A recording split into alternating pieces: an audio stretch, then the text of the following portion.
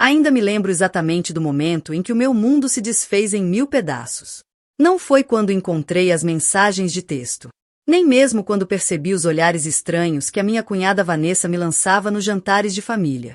Foi numa tarde de terça-feira, no consultório da minha ginecologista, quando a doutora Miller me olhou com aqueles olhos cheios de compaixão que os médicos reservam para dar notícias devastadoras. Lamento, Clary. Os resultados dos exames são conclusivos. A sua incapacidade de conceber não é temporária. É uma condição chamada falência ovariana precoce. Lembro-me de olhar para os azulejos do teto, contando os pontinhos enquanto a minha visão ficava turva. 3 anos a tentar.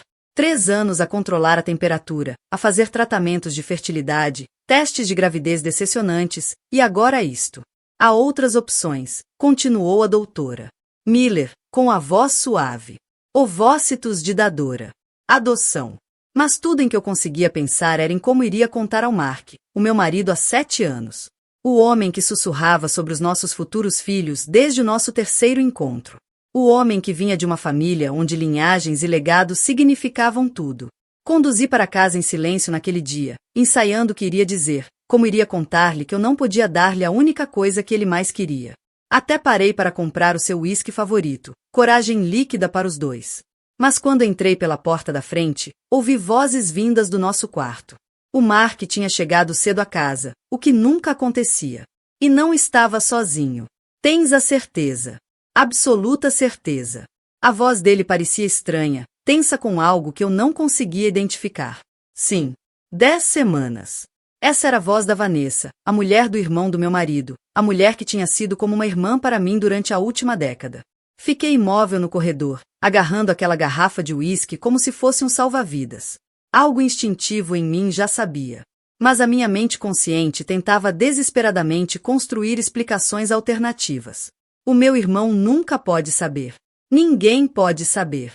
A voz do Mark baixou até um sussurro. O que vamos fazer? Ouvi a Vanessa fungar. Vou ficar com o bebê, Mark. Sempre quis ser mãe. E o Jason, ele já nem me toca. Ele vai acreditar que é dele. Ele quer acreditar que é dele. E eu, o que faço? Finjo que não é meu filho. Vejo o meu irmão criar o meu bebê. Essas palavras. As palavras do meu marido. Atingiram-me como golpes físicos. Devo ter feito algum som. Um suspiro. Um gemido. Porque de repente ficaram em silêncio. Não esperei. Entrei. A garrafa escorregou da minha mão. Não partiu, mas rolou pelo chão de madeira com um som oco que parecia ecoar o vazio que se formava dentro de mim. Afastaram-se um do outro como adolescentes culpados. Mas o estrago estava feito. A mão da Vanessa pousava protetora sobre a barriga.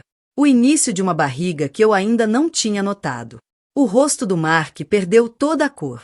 Clary, começou ele. Mas eu apenas levantei a mão. As palavras não saíam. Como poderiam? Que palavras existem para este momento? Acabei de ser informada hoje de que não posso ter filhos. Foi tudo o que consegui dizer, com a voz estranhamente calma. Engraçado o timing, não é? As caras deles. Deus. As caras deles. Horror. Culpa. E por baixo disso tudo, alívio. Alívio por o segredo ter sido revelado. Como se estivessem à espera deste momento de descoberta. À espera que eu os libertasse da mentira. A Vanessa começou a chorar. Solavancos dramáticos que me deram vontade de gritar. Aconteceu, Clary. Nós não queríamos. Aconteceu.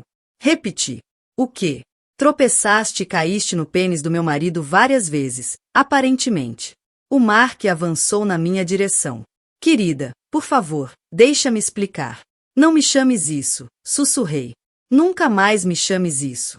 Lembro-me de como o quarto ficou imóvel. De como a luz da tarde atravessava as cortinas do nosso quarto. Cortinas que eu tinha escolhido quando nos mudamos para ali. Sonhando com a família que iríamos construir ali. A família que eu não podia dar-lhe. A família que ele criou com outra pessoa. Há quanto tempo? Perguntei. Eles trocaram olhares. E esse simples olhar entre os dois doeu mais do que tudo o resto. Falava de intimidade. De segredos partilhados. De uma traição tão profunda que eu poderia afogar-me nela. 8 meses, disse finalmente o Mark. Mas não era sério. Rime. Um som quebrado que até a mim me assustou. Não era sério. Ela está grávida do teu filho. O nosso sobrinho ou sobrinha será na verdade o teu filho ou filha. Isso parece-me bastante sério. A Vanessa deu um passo em frente, tentando tocar-me.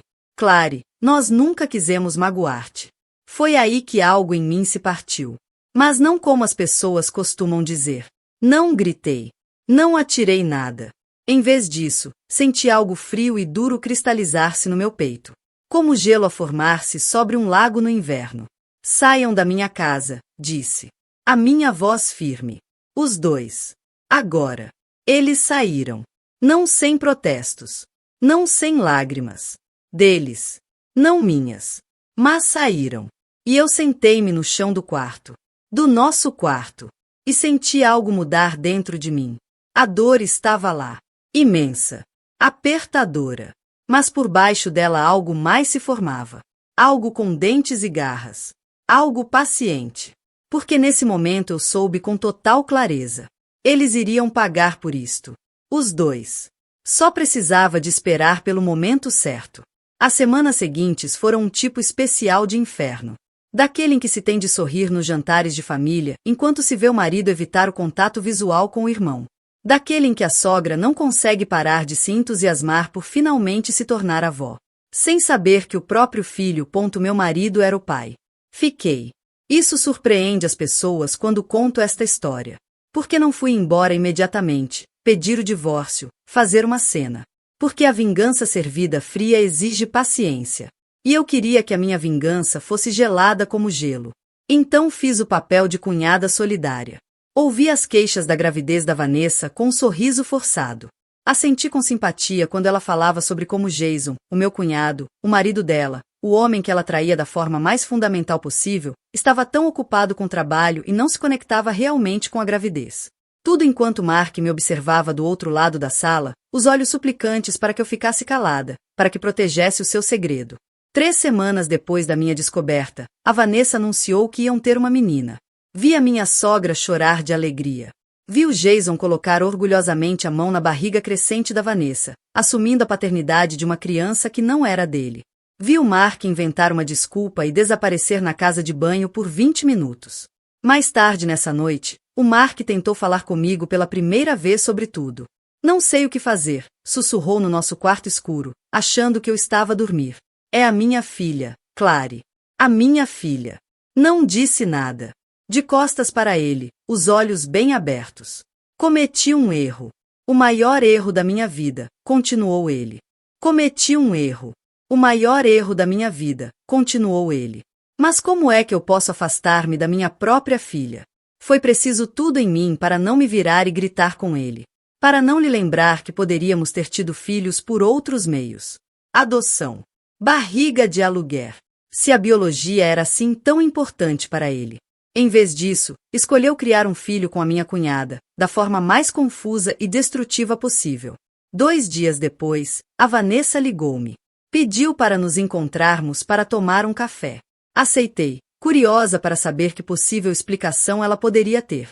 Sentamo-nos num canto tranquilo de um café que eu costumava adorar. Agora, como tantas outras coisas, estava manchado. Preciso que compreendas uma coisa, disse ela, mexendo nervosamente o seu descafeinado. O Mark e eu. Não foi amor. Foi conforto. O Jason estava tão distante. Tão frio. E o Mark, ele também estava a sofrer. A sofrer, repeti. Por causa dos problemas de fertilidade. Sentia-se um falhado. Menos homem. Fiquei a olhar para ela sem palavras. Ela estava a tentar culpar-me pelo caso deles. Porque o meu corpo nos tinha falhado, o Mark procurou conforto nos braços dela. Na cama dela. Portanto, isto é culpa minha. Consegui finalmente dizer. Não, não foi isso que eu quis dizer. Ela estendeu a mão para a minha. Afastai-me. Só quero que saibas que não foi um grande caso de amor. Foi um erro. Um erro terrível. Um erro que estás a manter, disse eu, acenando com a cabeça para a barriga dela. Os olhos dela encheram-se de lágrimas. Não posso não ficar com ela, Clary. Sempre quis um bebê. E o Jason? Ele merece esta mentira. Ela baixou os olhos. O Jason e eu não temos intimidade há quase um ano. Ele sabe que este bebê não é dele. Ele simplesmente não sabe que é do Mark. Outra camada de traição. Outra mentira. Mas esta esta era útil. O que mais me destruiu nas semanas seguintes não foi a traição em si. Foi o silêncio daqueles que deviam ter falado. Os pais do Mark, que notaram a tensão mas escolheram ignorar em nome da harmonia familiar. Os nossos amigos, que viram a minha dor mas não ofereceram mais do que palavras vazias e desconfortáveis. O próprio Mark, que começou a dormir no quarto de hóspedes mas não fez qualquer tentativa de sair, de enfrentar o que tinha feito. Dei tudo a esta família. Organizei jantares de ação de graças e festas de Natal.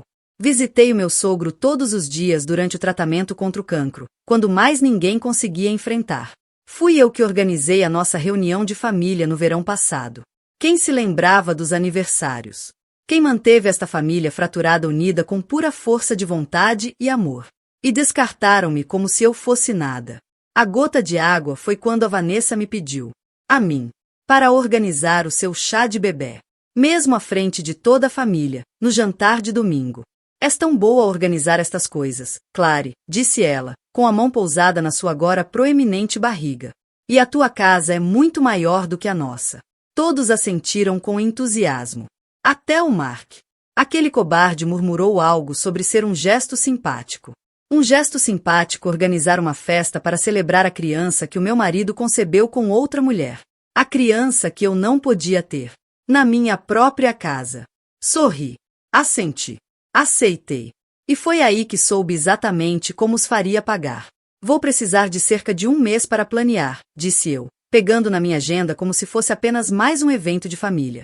Digamos, 12 de abril. Assim tenho tempo para tornar tudo mesmo especial. A Vanessa bateu palmas de alegria. És a melhor, Clary. Sabia que podia contar contigo. Sim. Todos podiam contar comigo, para ser a confiável, a prestável, a que sorri através da dor e nunca cria problemas. Mas não mais, porque eu dei-lhes tudo, e eles descartaram-me como se eu fosse nada. Estava na hora de aprenderem com quem estavam a lidar. Planear o chá de bebê da Vanessa tornou-se a minha obsessão. Não porque queria que fosse perfeito no sentido tradicional, mas porque precisava de ser perfeito para o que eu tinha em mente. Cada detalhe, cada convite, cada decoração, tudo a preparar o momento que mudaria tudo. Mas primeiro, precisava de informação, provas, poder. O Mark e eu vivíamos como estranhos na nossa própria casa. Ele andava às voltas à minha volta, claramente com medo. Acabaria por explodir e expor tudo. Ele não sabia que eu tinha planos muito maiores do que um simples desabafo emocional. Comecei por conseguir acesso ao telemóvel dele. Não foi a roubá-lo nem a hackeá-lo, isso seria demasiado óbvio. Em vez disso, sugere que ligássemos as nossas contas para facilitar o planeamento familiar. Ele concordou com entusiasmo, provavelmente a pensar que isso significava que eu estava a perdoar, a seguir em frente. Na realidade, isso deu-me acesso ao histórico de localização dele, ao armazenamento na nuvem e aos backups de mensagens. O que encontrei foi pior do que imaginava. O caso não tinha começado durante as nossas dificuldades de fertilidade, como a Vanessa tinha dado a entender. Durava quase 2 anos, desde antes sequer de começarmos a tentar ter um bebê. Havia recibos de hotéis, mensagens íntimas, até vídeos que não consegui ver. Mas o mais valioso que encontrei foi uma série de e-mails entre o Mark e um advogado. E-mails a discutir como proteger os seus bens em caso de divórcio. E-mails datados de apenas 3 semanas depois de termos descoberto que eu não podia conceber naturalmente. Ele já planeava sua estratégia de fuga enquanto segurava minha mão nas consultas médicas. Tirei capturas de ecrã de tudo, imprimi documentos-chave, guardei tudo numa conta na nuvem segura, só acessível por mim. De seguida, marquei uma reunião com a minha própria advogada. Não a advogada de família que o Mark e eu usávamos há anos, mas alguém novo. Alguém perspicaz, com reputação por tratar divórcios de alto perfil com o mínimo de confusão e o máximo de vantagem para suas clientes.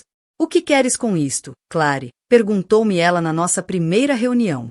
Tudo, respondi simplesmente. A casa. Metade do negócio dele. E que eles nunca esqueçam o que fizeram. Ela acenou com a cabeça, sem julgamento no olhar. A parte financeira é direta, dado o que me mostraste. A satisfação emocional. Essa é mais complicada do ponto de vista legal. Sorri. Essa parte deixa comigo. O meu passo seguinte envolveu Jason, o meu cunhado, marido da Vanessa, a vítima inocente neste cenário retorcido. Convidei-o para almoçar. Algo casual. Apenas família a verificar como a família está. Como estás a aguentar? Perguntei-lhe entre sanduíches. Entusiasmado com a ideia de ser pai, o seu sorriso não lhe chegava aos olhos. Claro, é o que a Vanessa quer. Mas e tu, Jason, o que queres? Ele olhou para mim. Olhou mesmo para mim. E vi a dor que ele escondia. Quero que a minha mulher me olhe como antigamente. Antes de tudo, estendi a mão por cima da mesa e apertei a dele. Entendo mais do que imaginas. Não lhe contei naquele dia. Ainda não estava pronta. Mas plantei sementes de dúvida. Cuidadosamente. Subtilmente. Fiz perguntas sobre a data prevista para o parto. Mencionei traços genéticos que corriam do lado da família do Mark. Traços que eventualmente poderiam aparecer na sua suposta filha. Nas semanas seguintes continuei os meus preparativos, desempenhando o papel de cunhada solidária. Encomendei decorações para o chá de bebê, em tons suaves de rosa e dourado, o esquema de cores preferido da Vanessa. Tratei do catering com o restaurante favorito dela. Escrevi à mão convites para 30 amigas e familiares. Toda a gente comentava o quão corajosa eu era, tão generosa, tão altruísta. Se ao menos soubessem. 2 semanas antes do chá, tive uma reunião privada com o sócio do Mark, o Richard. Sempre tive uma boa relação com ele. Jantares de casais durante anos. Os nossos cônjuges eram amigos. Ficou surpreendido com meu convite para nos encontrarmos sem o Mark, mas aceitou. Preciso de saber uma coisa, disse eu depois das formalidades, e preciso da tua total honestidade. O Richard mexeu-se desconfortável. Claro, Clary. O que se passa? Sabias do Mark e da Vanessa. O rosto dele caiu. A resposta era clara antes de falar. Suspeitava. O Mark foi descuidado algumas vezes. Almoços longos quando ela estava no centro. Saídas antecipadas de eventos quando ela também saía. Esperava estar errado. Assenti lentamente. E nunca pensaste em contar-me. Ou ao Jason. Ele baixou os olhos para o café. Não era da minha conta. Pensei que ia acabar. Estas coisas normalmente acabam. Exceto que agora um bebê envolvido, disse com frieza. A cabeça do Richard ergueu-se num segundo. O bebê é. Oh Deus! Sim. E preciso da tua ajuda. Acontece que o Richard também tinha razões para ressentir-se do Mark. O meu marido tinha usado a amizade deles para ficar com o crédito do trabalho do Richard durante anos. Pequenas afrontas que se acumularam em ressentimentos profundos. E o Richard tinha documentação, e-mails, ficheiros de projetos, gravações de reuniões. Tudo muito útil para mim. 1 semana antes do chá de bebê, visitei a mãe da Vanessa. Uma senhora adorável que sempre me tratou como uma filha. Ela estava radiante com a ideia de se tornar avó. Estou tão feliz que tu e a Vanessa continuem próximas no meio de tudo isto, disse ela, enquanto me mostrava as roupinhas que andava a comprar. Os problemas de fertilidade podem criar tanta distância entre irmãs. Sorri e acenei com a cabeça. Deixei-a acreditar na ficção que a Vanessa criou. Que o meu afastamento nos últimos meses era apenas dor pela infertilidade, e não conhecimento da traição da filha dela. Antes de sair, mencionei casualmente. A Vanessa tem tanta sorte por estar a ter uma filha. Afinal, há aquela condição cardíaca genética do lado do Jason que afeta bebés do sexo masculino, não é? A sua testa franziu-se. Que condição cardíaca? Não há nada disso na família deles. Ah, devo estar enganada, disse eu rapidamente. Tinha quase a certeza de que o Mark mencionou algo sobre o pai do Jason ter um problema cardíaco que podia ser passado pela linha masculina. Mais uma semente plantada. 3 dias antes do chá de bebê, restava-me uma última tarefa. Visitei a doutora Miller, a minha ginecologista, e pedi os meus registros médicos completos. Ela forneceu-os sem questionar. Depois pedi algo invulgar. O diagnóstico que me deu. Há alguma hipótese de ter sido um erro.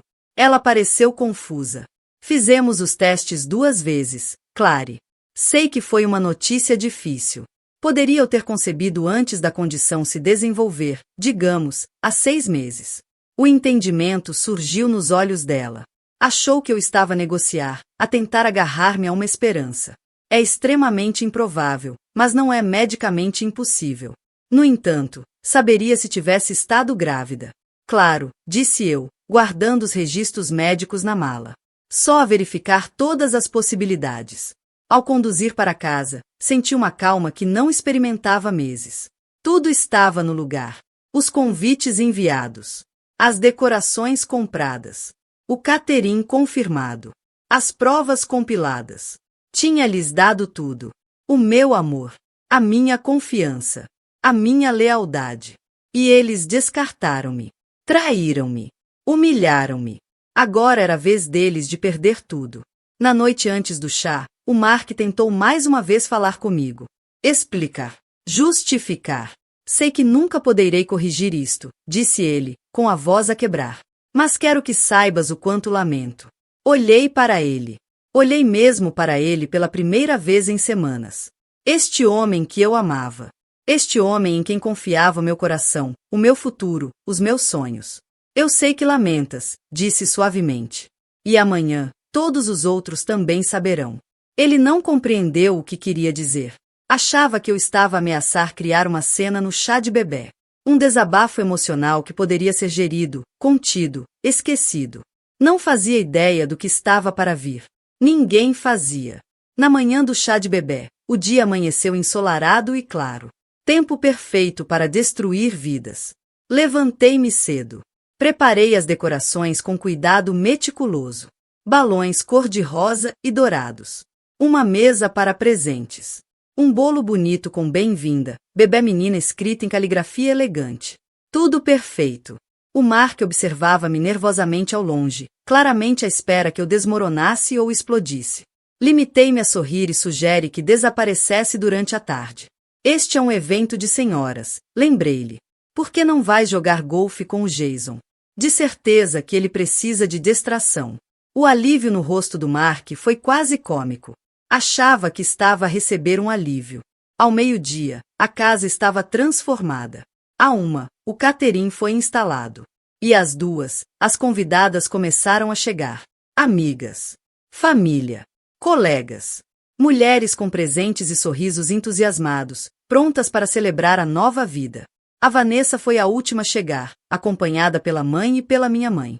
Estava radiante num vestido de maternidade cor-de-rosa claro, as mãos sempre pousadas na barriga de 7 meses. Abraçou-me, sussurrando obrigada ao meu ouvido com uma emoção que parecia genuína.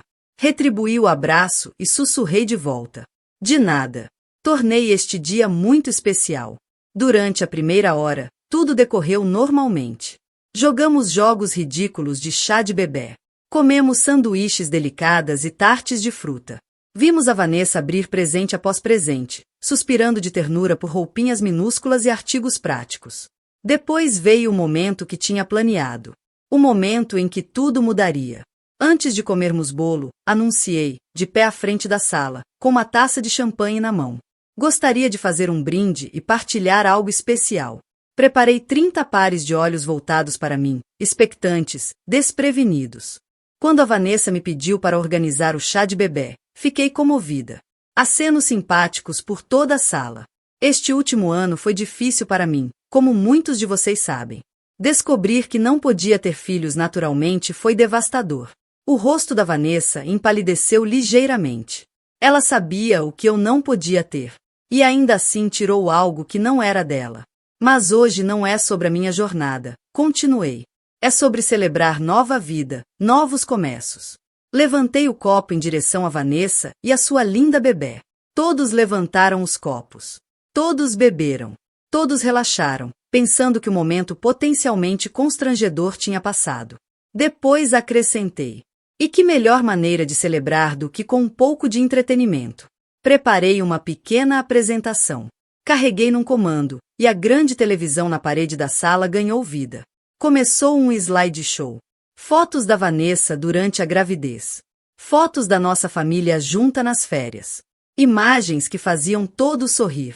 Até que a apresentação mudou subitamente. Apareceram capturas de ecrã de mensagens entre o Mark e a Vanessa. Explícitas. Inconfundíveis. Datadas. mostrando uma linha cronológica de traição que se estendia por anos. Sons de choque preencheram a sala. A Vanessa deixou cair o copo. Partiu-se no chão de madeira. O sumo espalhou-se como sangue. Clary, desliga isso, gritou ela. Mas não desliguei. Continuei a narrar calmamente. Como podem ver, o meu marido e a minha cunhada têm um caso há já algum tempo. Muito antes de qualquer problema de fertilidade surgir no nosso casamento. Mais um slide. Recibos de hotel. Datas e horas. Foram bastante meticulosos na sua mentira. A sala passou de silêncio chocado a murmúrios horrorizados. A mãe da Vanessa tinha a mão sobre a boca. A minha sogra abanava a cabeça em negação. Mas a parte mais interessante, continuei, clicando para o slide seguinte, são os registros médicos, destacados e anotados. É que o bebê que a Vanessa está a carregar não é, de facto, filho do meu marido. Isto causou uma comoção ainda maior. A Vanessa levantou-se a tremer. Do que estás a falar? Claro que é. Ela parou. Percebeu o que estava prestes a admitir. É o quê, Vanessa? Do teu marido. Do meu marido. Vamos ser claras quanto à paternidade, está bem. Cliquei novamente, revelando um teste de ADN. Porque, segundo isto, não é de nenhum dos dois. O teste de ADN era falso, claro. Um adereço no meu teatro cuidadosamente construído. Mas a Vanessa não sabia disso.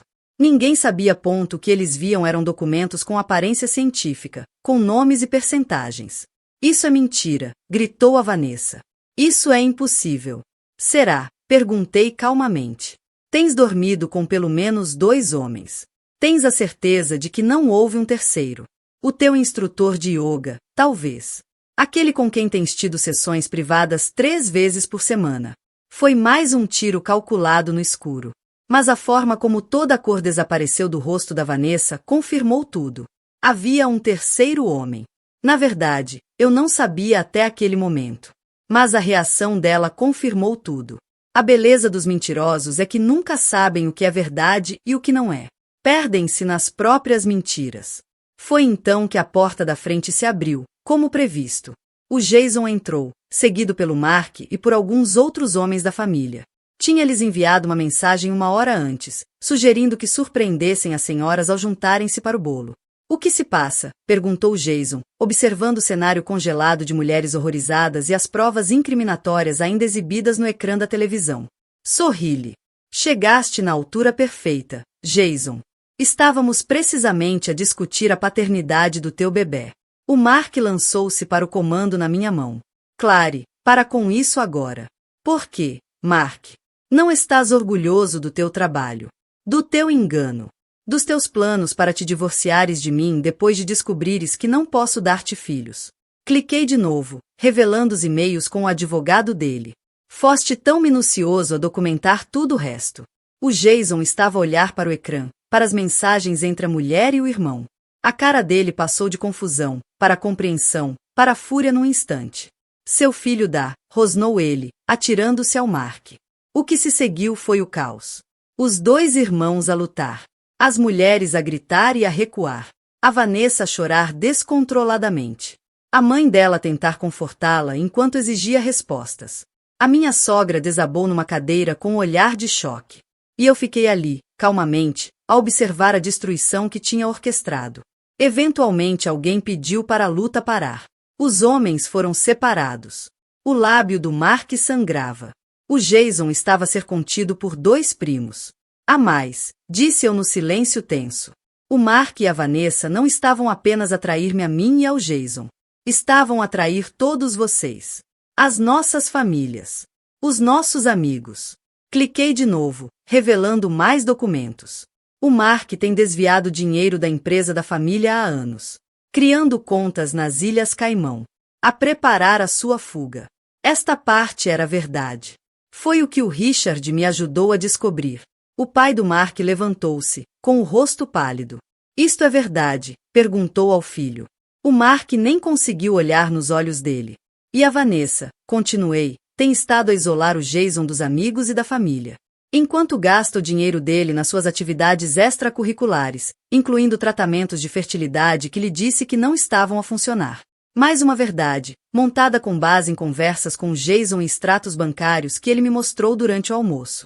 Estão todos a perguntar-se por que motivo exponho tudo isto de forma tão pública, disse eu, olhando para os rostos chocados à minha volta. Por que não tratar isto em privado, com dignidade?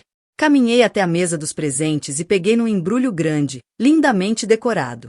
Porque eles tiraram-me tudo em privado. Mentiram-me em privado. Planearam descartar-me em privado. Entreguei o embrulho a Vanessa. E eu acredito que esse tipo de traição merece uma resposta pública. Com mãos a tremer, ela abriu. Lá dentro estava uma pasta, cheia de documentos legais. Papéis de divórcio, expliquei para a sala. Tanto meus como do Jason. Já preparados. Já assinados por ele esta manhã, apesar de ele não saber toda a verdade até agora. Só falta a assinatura do Mark e a tua, Vanessa. O Jason acenou com a cabeça do outro lado da sala, com uma expressão sombria. Ele sabia que algo ia acontecer hoje. Sabia que eu tinha provas do caso. Só não sabia até que ponto ia a mentira. Nem que eu planeava expor tudo de forma tão pública. Vão encontrar os termos como não negociáveis, continuei. O Mark perde a sua parte no negócio da família. Eu fico com a casa. O Jason recebe total transparência financeira e um acordo muito vantajoso. E vocês dois, olhei entre o Mark e a Vanessa, ficam um com o outro. Embora eu me pergunte por quanto tempo. Agora que a emoção de se esconderem acabou. O Mark deu um passo em frente, com a cara marcada por fúria e humilhação. Planeaste tudo isto. Armaste-nos uma cilada. Não, Mark. Foste tu que te armaste a ti próprio. Virei-me para o nosso público. Obrigada a todos por terem vindo celebrar conosco hoje. O bolo está delicioso e aconselho-vos a levarem um pedaço para casa. Esta festa acabou. Uma a uma, as convidadas foram saindo. Algumas pararam para me abraçar. Outras não conseguiram sequer olhar-me nos olhos. A mãe do Mark parou à minha frente, com lágrimas a escorrerem-lhe pelo rosto. Desculpa, Clary. Não fazia ideia. Apertei-lhe a mão. Eu sei. Nem eu soube, durante demasiado tempo. Quando quase todos se tinham ido embora, restando apenas as peças centrais deste drama, o Mark finalmente voltou a falar. Não tinhas de fazer desta maneira, disse ele, com a voz baixa e zangada. Destruíste tudo. Olhei para ele longamente. Este homem que eu amei com todo o meu coração. Não, Mark. Tu destruíste tudo. Eu apenas garanti que todos vissem quem é que segurava o fósforo. Passaram 18 meses desde o chá de bebê que mudou tudo. 18 meses a reconstruir. A reencontrar-me nos escombros do que antes era minha vida. Perguntam-me se me arrependo do que fiz. Da exposição pública. Da destruição calculada. Não. Nem por um segundo. A traição tem consequências. E o Mark e a Vanessa mereceram cada uma delas. O bebê nasceu 1 mês depois do chá. Uma menina de cabelo escuro e pele azeitonada, que não se parecia nem com a família do Mark, nem com a do Jason. O instrutor de yoga da Vanessa desapareceu por essa altura, mudando-se de repente para a costa oeste. Tirem as vossas próprias conclusões. O Mark tentou contestar o divórcio, mas as provas eram demasiado esmagadoras. Especialmente o desfalque. O pai dele ficou devastado. Não só pela traição da nora, mas pelo roubo do próprio filho ao negócio da família. No fim, o Mark perdeu tudo. A sua parte na empresa. O respeito da família. E qualquer direito à fortuna que vinha construindo. A Vanessa não se saiu melhor. Foi abandonada pelo Mark quando ele percebeu que o bebê não era dele. Rejeitada pela família por causa da sua mentira. Mudou-se de volta para sua terra natal. A última vez que soube, vivia com a avó. Trabalhava como recepcionista. Criava a filha sozinha. O Jason e eu continuamos amigos durante tudo isto. Há algo que une quem sobrevive a esse tipo de traição juntos. Ele está a namorar novamente agora. Uma mulher gentil que o aprecia por quem ele é. E não pelo que pode oferecer. Quanto a mim, fiquei com a casa. Redecorei-a completamente. Expulsei todos os vestígios do Mark daquele espaço. Também comecei o meu próprio negócio de consultoria, usando os contactos que fiz durante anos a apoiar a carreira do Mark. Aparentemente tenho bastante talento para planeamento estratégico. Quem diria? E há 6 meses recebi uma chamada de uma agência de adoção. Uma jovem mãe que não podia ficar com o bebê. Um menino que precisava de um lar. Não era o caminho para a maternidade que eu tinha imaginado. Mas agora, de pé no quarto dele a vê-lo dormir, sei que é exatamente onde devia estar. O Mark tentou contactar-me uma vez. Cerca de 1 ano depois de tudo ter desmoronado. Pediu para falarmos. Disse que tinha saudades minhas. Que tinha cometido um erro terrível. Não respondi. Algumas traições não se perdoam. Algumas feridas não saram. E algumas pessoas não merecem uma segunda oportunidade para as causar. O meu filho agita-se no berço. Os punhos pequeninos estendem-se ao acordar. Levanto-o. Inspiro o seu cheirinho de bebê. E sinto uma paz que achei que nunca voltaria a encontrar. A questão da traição é que ela mostra quem as pessoas realmente são. Não apenas os traidores, mas todos à tua volta. Aqueles que ficam. Aqueles que te apoiam. Aqueles que aparecem com pizza e vinho nas noites em que o silêncio da tua casa vazia é demais para suportar. Aprendi quem é a minha verdadeira família. E não foi aquela em que casei. Às vezes penso naquele dia. As flores perfeitamente arranjadas. As decorações cuidadosamente escolhidas. Os rostos chocados quando anos de mentiras foram expostos. Penso no som do vidro a estilhaçar-se no chão de madeira. Na forma como o rosto do Mark se desfez ao perceber que tinha perdido tudo. No momento em que a Vanessa percebeu que a sua casa de mentiras cuidadosamente construída estava a colapsar. Não sinto alegria ao recordar essas memórias. Mas sinto justiça. Uma sensação de que o universo equilibrou as suas balanças. Mesmo que de forma imperfeita. Dizem que viver bem é a melhor vingança. Discordo. A melhor vingança é a verdade. Crua. Incontestável. Pública. Aquele tipo de verdade que não dói só no momento. Mas muda a história que as pessoas contam sobre ti para sempre. Eles tiraram o que não lhes pertencia. Mentiram. Manipularam. Traíram. E no fim, perderam tudo o que realmente importava. Enquanto eu, quebrada, traída, descartada, encontrei o caminho de volta para minha inteireza. Nos meus próprios termos. Essa é a questão sobre ser subestimada. As pessoas nunca te veem a chegar. Até ser tarde demais.